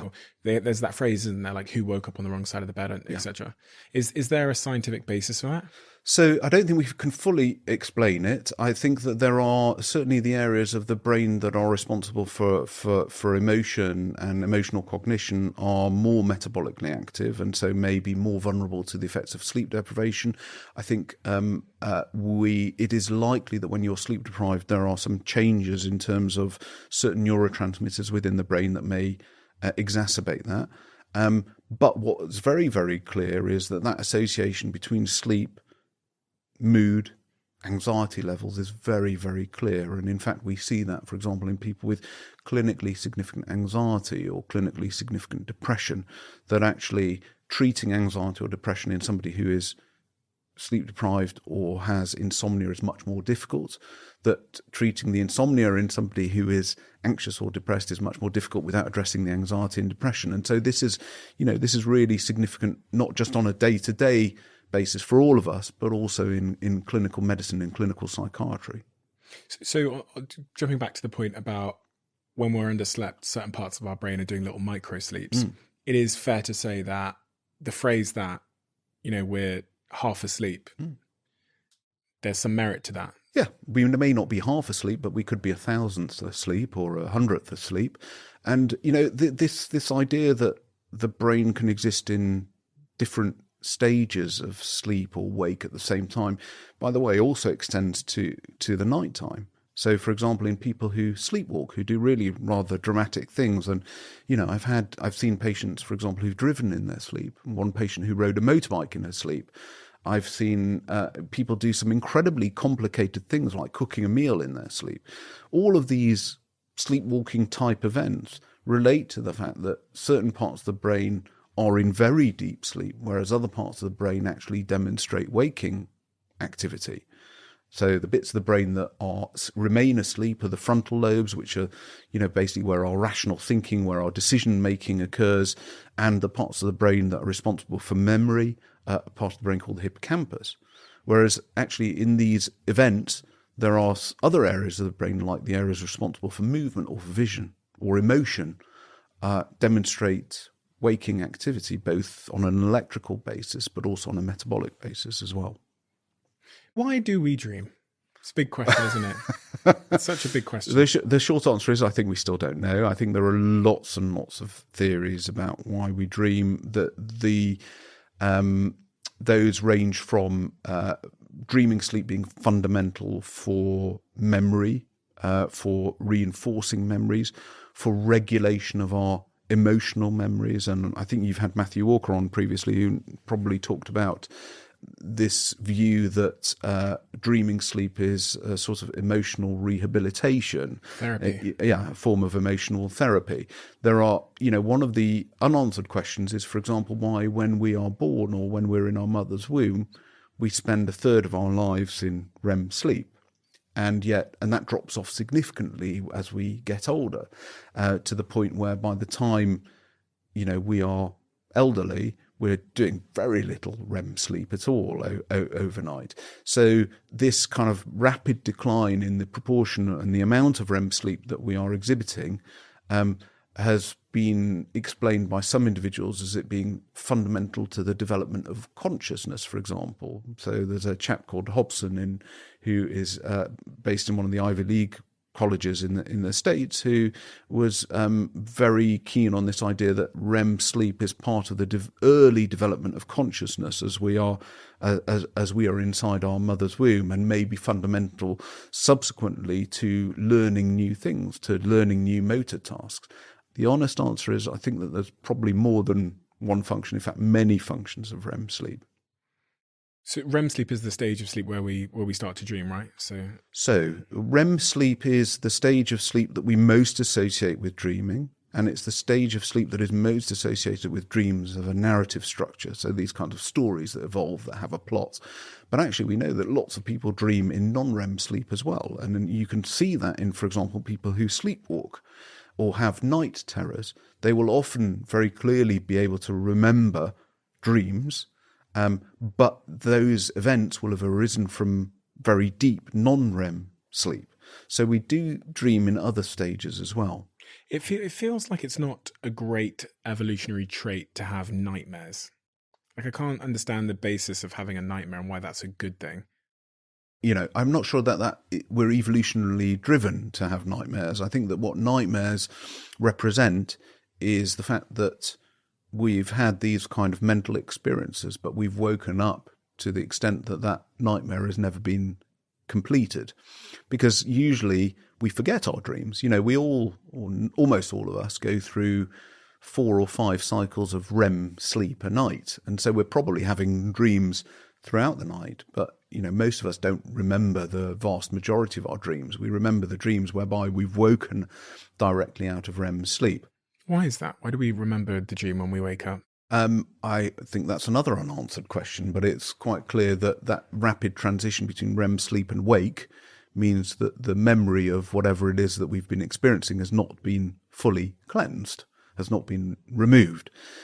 Now that goes back to Matthew Walker's theory of REM, of dreaming as an emotional therapy, because the argument is that if you've experienced something that is so strongly driven by emotion, you've had a very traumatic experience, then one of the reasons why you don't recover from that is because when you're dreaming about that event, you will invariably wake up because the emotional content of that dream is so high, which is why these kind of recurrent nightmares are part and parcel of post-traumatic stress disorder. You're never completing that process, and you're never allowing yourself to achieve emotional recovery from that original trauma. So one could argue, under the theory that our dreams are therapy, that it's our subconscious mind playing through the scenario in order to maybe better understand it and process it and to come to peace with what happened, maybe learn from it. From an evolutionary perspective, okay, so if you've had a traumatic event, say you were attacked by a lion, out in the wilds, then obviously having a very, very strong emotional association with the terror of being attacked by a lion is very important for you to avoid that again and to learn from that event. Yeah.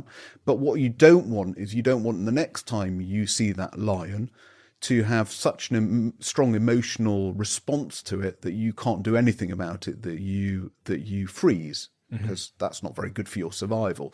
So you want to learn from these very strong emotional events, but you don't want that emotion to be heightened to the same extent that it was during that original experience. Mm-hmm. So from an evolutionary perspective, there is some rationale to that. What's the most upsetting case of a sleep disorder that you've ever seen? I mean, I've seen a lot of very upsetting cases. I've seen individuals who have committed crimes in their sleep. Really? Yeah. What kind of crimes? So I was involved with somebody who, not in the UK, I would stress, who shot a family member in their sleep.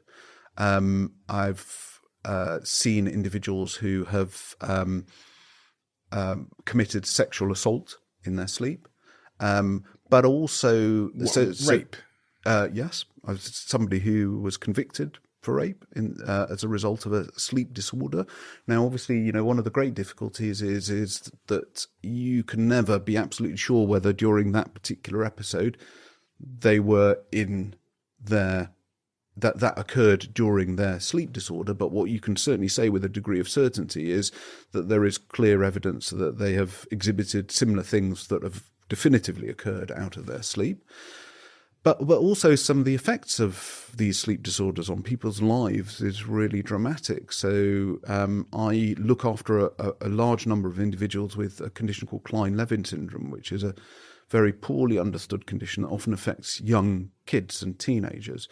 And they will go through, they'll be fairly normal between episodes, and then during episodes they will be profoundly sleepy, sometimes sleeping 23, 24 hours a day. When they're awake, they're very confused, they exhibit very abnormal behaviour, eating behaviour, sexual behaviour, and that can last for days or weeks out of the blue, which can have a massive impact on people's education, people's social lives, how they're managing in the workplace. So these sorts of conditions can devastate people's lives. In the case of the person that killed somebody while they were asleep, did they get convicted of that crime? That is still in process. As I said, it's not in the UK, which is why I'm mentioning it. But, there have been many examples of individuals who have been found not guilty as a result of a crime, including murder, having occurred in their sleep. Now, as I said, there is always a degree of uncertainty as to whether or not a particular event happened in sleep. But what in those individuals we can say is that there are many individuals who exhibit similar sorts of patterns of behaviour that have been clearly demonstrated to arise from sleep. What do you have to demonstrate in order to... When that goes to court, what are they looking at? Are they looking at your past sleep behaviour? Do they put you in a sleep laboratory and check things? I think both of those things. So, first of all, is past behaviour consistent with what has happened on that night in question? Secondly, are there any features about the event itself that suggest that there was an attempt to, for example, cover it up, or a degree of pre-planning in order to commit that particular act? And also whether or not there can be evidence found by studying that individual's sleep that they suffer from these kinds of sleep disorders. I read about the famous example of Kenneth Parks. Yes. Which is pretty unimaginable. Yes. What is the story of Kenneth Parks? So Kenneth Parks was a chap who was based in Ontario, who apparently... in his sleep, drove several miles to his parents-in-law's house. 23 kilometres. Yeah, long way, and apparently got a tyre iron out of the boot of his car, bludgeoned his mother-in-law to death, and then tried to kill his father-in-law and ended up throwing him into a swimming pool. Now, this was made even more curious by the fact that there had been some evidence that he'd been having some financial difficulties and had had some discussions with his parents-in-law about financial issues. But it was deemed by a court of law that this happened whilst he was sleepwalking, and he was actually acquitted. So this is a remarkable story. Now, is it impossible for somebody to drive in their sleep? No, I've seen it myself. It seems stretching credibility that somebody could have undertaken all of that whilst sleeping, but in a court of law he was found not guilty. That's crazy. Have you ever seen someone drive miles in their sleep? Yes, yeah. I've got a patient who I don't see anymore, who I mention in my book, who has driven several miles in her sleep, and in fact has driven a motorbike in her youth in her sleep. And the only knowledge that she had was her landlady at the time said, "Where were you going at 1 o'clock in the morning clutching your motorcycle helmet?" And she'd obviously been for a ride in the middle of the night without any recollection. I think this goes back to what we were talking about, which is, are we half asleep? Are we 100th asleep? Are we 1,000th asleep? So in those kinds of situations, it's likely that actually the majority of the brain is probably awake, because it's very hard to envisage how somebody may be able to do something quite so complicated when the majority of their brain is asleep. But crucially, the parts of the brain that remain asleep are the bits that are responsible for rational thinking. I mean, why would she have gone for a motorcycle ride in the middle of the night if she was thinking rationally? And also the bits of the brain that are responsible for memory. What proportion of people that are, because there's various types of insomnia, isn't there? There's not just one type of insomnia. Yeah. I read about this sort of short sleep duration insomnia, and then in other insomniacs where they might be in bed for 8 hours and sleep for 8 hours, but they're not getting sufficient restorative sleep. Is that it? So we know that, and going back to what I was saying about us being poor witnesses to our sleep, the majority of individuals who have insomnia, subjective insomnia, when you bring them into a sleep lab, they may be sleeping slightly shorter than normal based upon tracking of their brain waves, but probably don't sleep a huge amount less than normal individuals. It's their subjective experience of sleep that is impacted rather than the true duration of their sleep. Those make up the majority of individuals with insomnia. But there is a subgroup of individuals who say, well, I sleep 4 hours a night or 3 hours a night, and they really do only sleep 2 or 3 hours a night. Now, in those individuals who kind of have the feeling that they are sleeping very little, what we are actually beginning to understand is that there are some local changes in the way that the brain acts, so that there are areas of the brain, for example, that might be responsible for awareness that don't switch off to the same extent as the rest of the brain. So whilst the majority of the brain may be sleeping, those little areas of the brain that are responsible for our awareness at night, for what's going on in our environment, may not be switching off to quite the same extent. And so there's a sort of huge spectrum of what insomnia actually is. What hope would you offer insomniacs? Because this video is going to draw in a lot of insomniacs. It always does whenever we talk about sleeps. When I look at the comments and the feedback and the reviews, etc., and it seems that insomniacs converge here looking for answers. Yeah. So I would say that the odds are in your favour, that there are some very effective treatments for insomnia, that it's not always straightforward because insomnia interacts with a whole range of other conditions that may be affecting you, like your mood, like your anxiety levels, like what's happened in your past. And sometimes it requires a multi-pronged approach. But for the majority of individuals, we can make sleep better.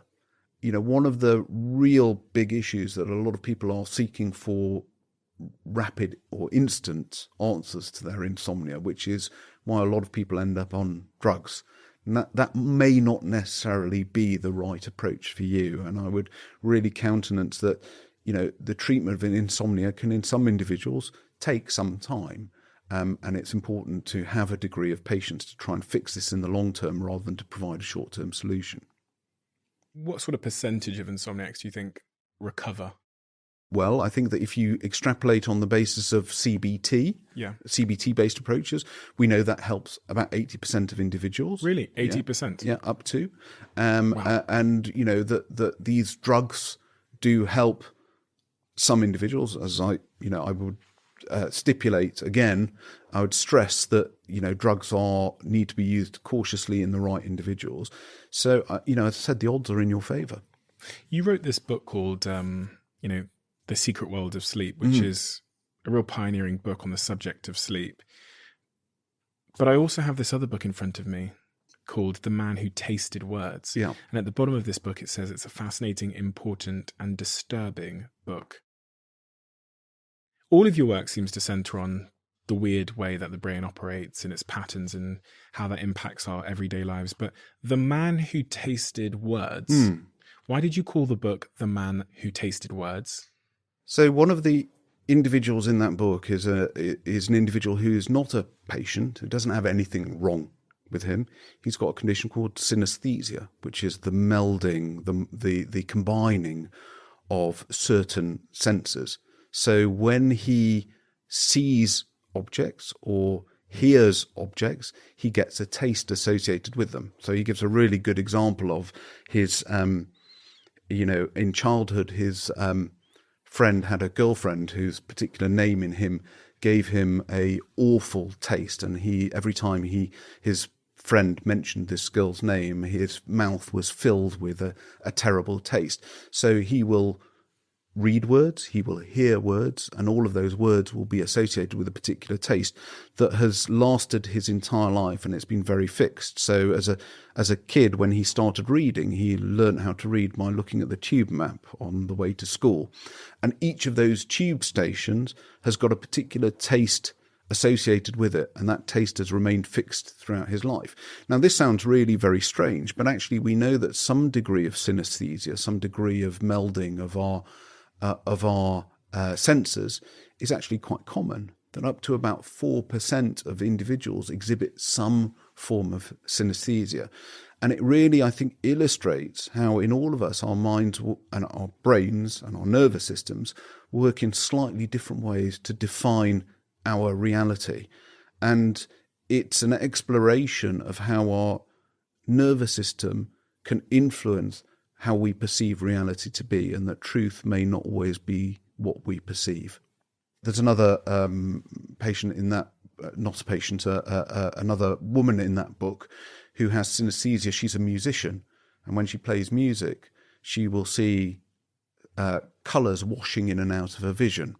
And so for her, every time she hears a piece of music, that will be accompanied by a visual phenomenon, sometimes even a sensory phenomenon. So certain pieces of music or certain sounds will precipitate certain sensory experiences.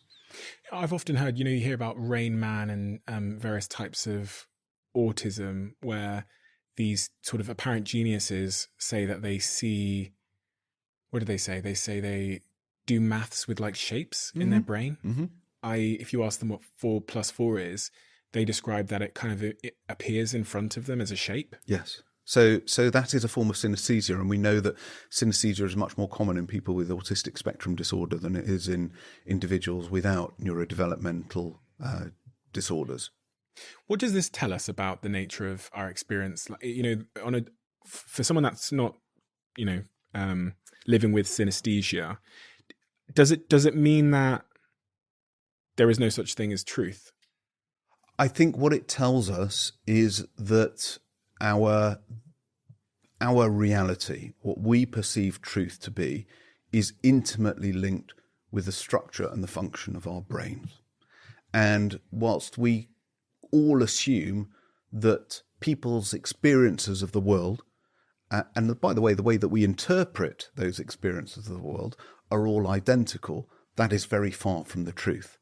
And I think it gives us some insight, given the fact that how we perceive reality, even in the context of an entirely normal and entirely functioning nervous system, is so predicated upon our experiences, is so predicated on our model of the world that, the brain works as a prediction system.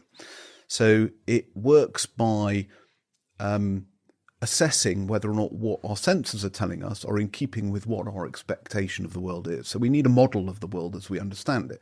And that model of the world is influenced by our experiences, by our genes, by the structure and function of our brain.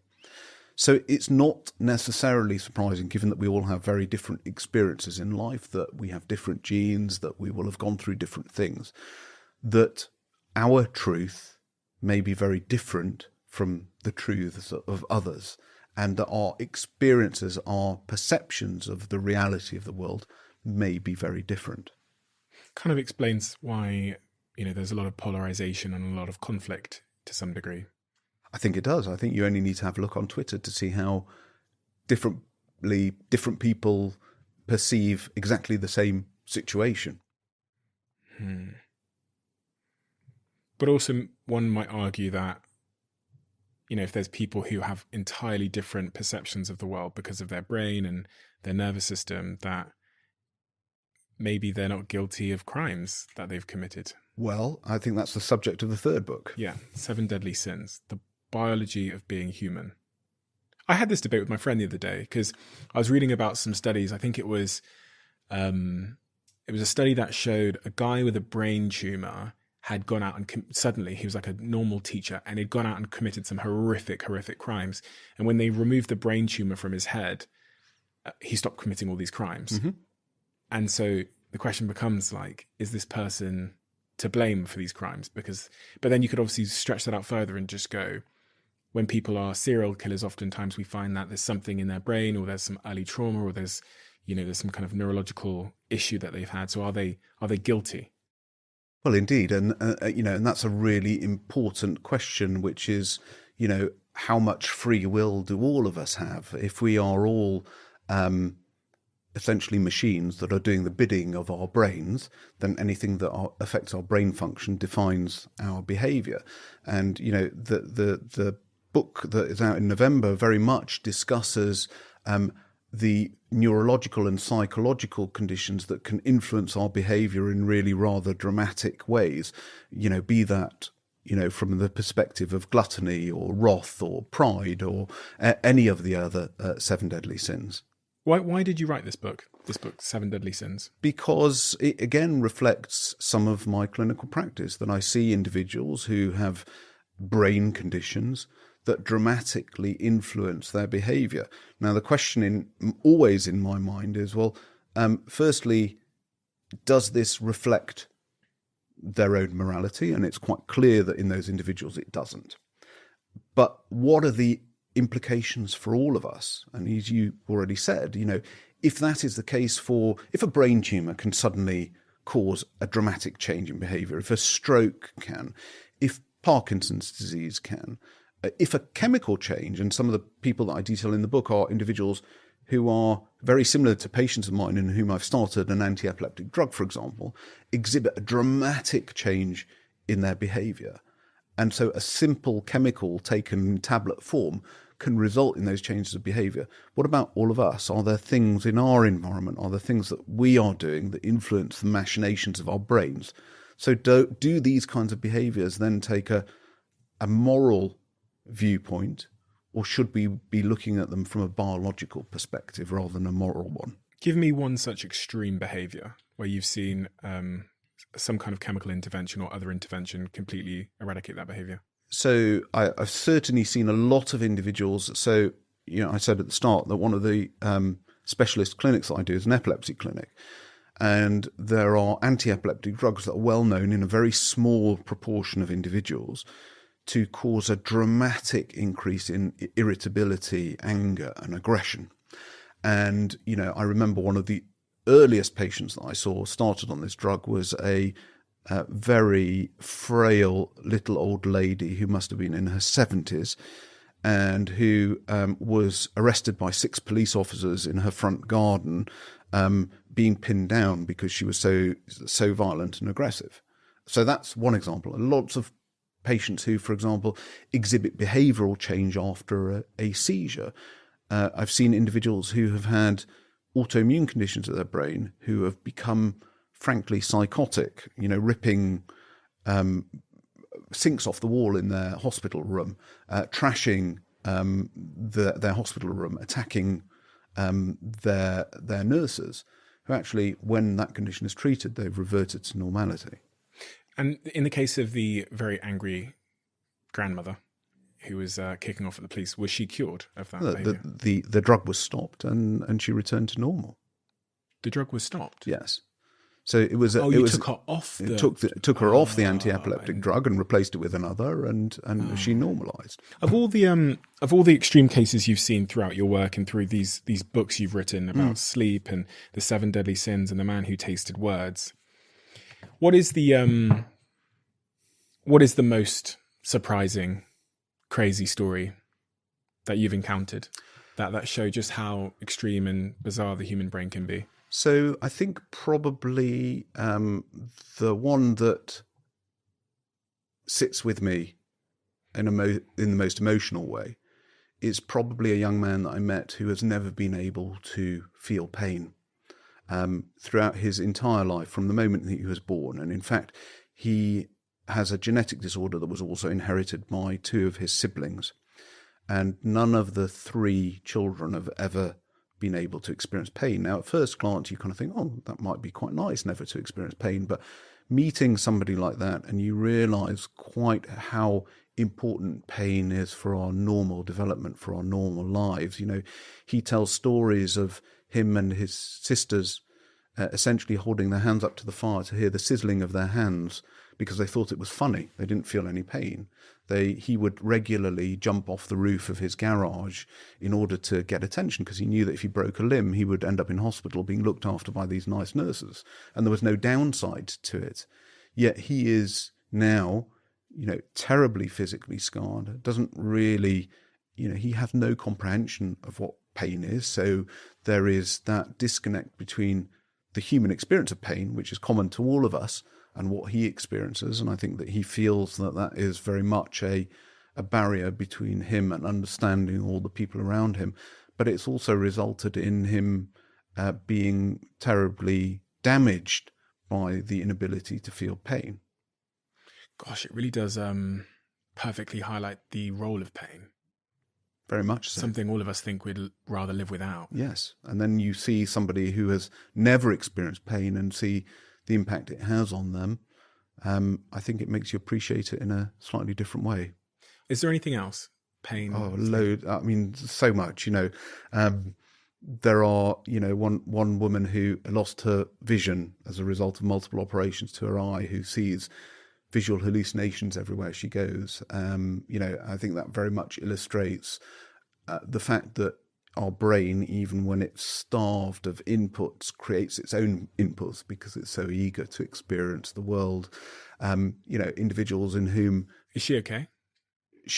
What's her experience? So she has lost her vision entirely and sees sometimes rather scary hallucinations as a result of that loss of vision. What's really fascinating about her is that when she was asked by a doctor whether or not she would want those treated, because there are some things that we can do to try and improve those, she had to think very long and hard about it, because she said, look, at least I'm seeing something now, whether that is real or not. There is a comfort to seeing something, and in the end decided that she didn't want it treated. She'd rather live with the hallucinations. Yeah. What else? Sorry, I interrupted you. So individuals who have lost their sense of smell or lost their sense of taste. Now, you kind of think, well, I could live without my sense of smell. Probably it wouldn't be as quite a richer world as I would like, but actually the implications of losing your sense of smell, both in terms of memory, you think how important smell is for memory, for those sort of emotional memories that we have, smelling your mother's perfume or a particular meal and it taking you back directly to childhood, and the impact of smell on emotion, on your mood, on depression. It is really underappreciated until you look at individuals who have lost their sense of smell. And that was particularly important over COVID, because a lot of people were losing their sense of smell as part of COVID and didn't know whether or not they would ever get their sense of smell back. So all of our senses... And they were depressed. Often. And, it is very clearly associated with changes in mood. Smell and mood are very closely linked. If you think about some of the other senses, so hearing, so people who experience auditory hallucinations, or, in The Man Who Tasted Words, actually, I was very kindly, Bill Oddie agreed to talk to me, and Bill has been experiencing musical hallucinations for many, many years. So everywhere he goes in his house, he will hear a soundtrack of music, and what the implications of that are. What's the implication? So initially he thought he was going slightly mad. He thought that actually, well, first of all, he thought that his neighbours were playing radio very, very loudly, and then he thought he was going slightly crazy. But actually it turned out that one of the reasons why he was experiencing musical hallucinations was because he was losing his hearing anyway. And so, it goes back to the fact that when the brain is starved of inputs, it creates its own experiences because it's eager to experience life. But also the counter side to that is that this association between hearing loss and cognitive decline, that actually, it's important to look after your hearing because it provides important inputs that maintain the health and the integrity of our brains. So there are lots of these aspects that you can take from clinical medicine and apply them to what it tells us about ourselves and how our own brains work. How has it changed you, meeting all these people and doing all this work? Because it can't be easy at times. It must have left sort of fingerprints on you in some sort of way.